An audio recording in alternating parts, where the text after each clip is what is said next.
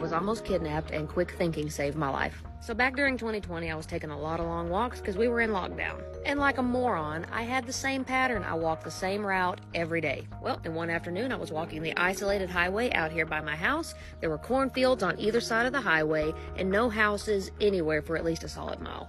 As I'm walking, I hear a car coming up behind me, so I step aside to let the car pass so that I can carry on. This car, he does drive past me, but only about 10 yards and then stops right in front of me. And so I immediately stop walking and I watch him and I'm like, what is he doing? And this black sedan is just sitting there about 10 yards in front of me, waiting for me to walk past it. And let me tell you, a fear came over me that I cannot explain and I have never had before or since then. That fear that tells you something is very wrong. We are back meeting people whose decision to follow their gut instinct, listen to their intuition, change their life.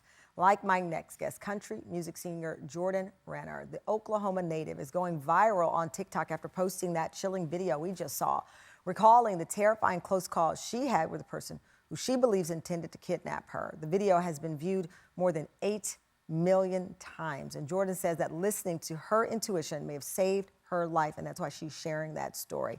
Thank you so much for being here. Oh, thank you for having me. So, when I saw that video, I've been a journalist for 30 years. Yeah. I did a story in Dallas, Texas, back in the 90s.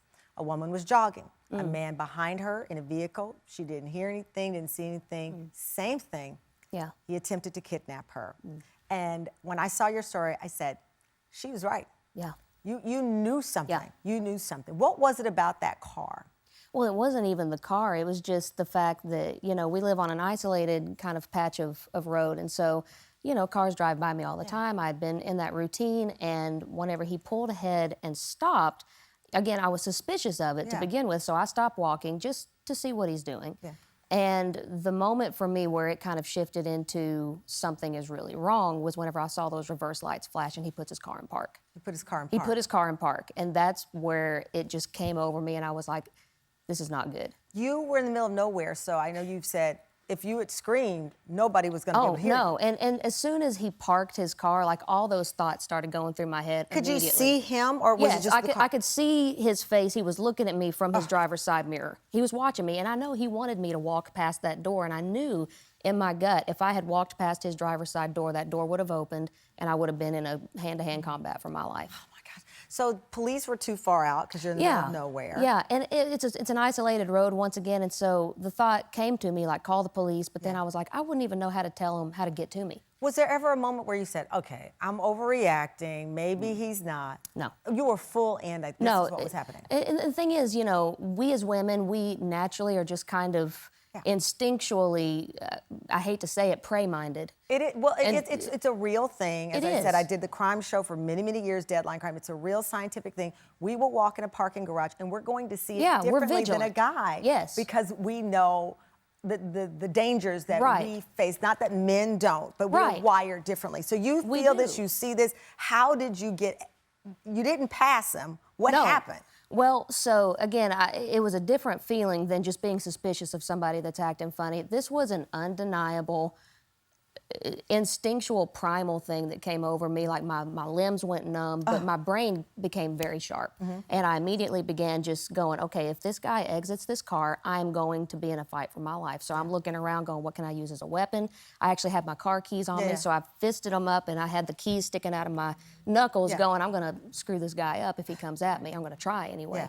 So it was just one of those things. I waited for him, and so I decided I don't want him to get out of that car, so I pulled out my phone and acted like I was going to call the cops. And it worked. He left. You called a friend who came and met you, a friend who was nearby, and as I understand, when you and your friend were leaving, you saw the man come back. And he got out of the car. That's right. He started looking for me. You believe he was looking for you? He was. He parked exactly where I was standing. My friend had come and swooped in just seconds before this car came back. I was safely in my friend's truck, and as we're driving away, this black sedan shows back up, parks where I was standing, gets out, and starts looking for me.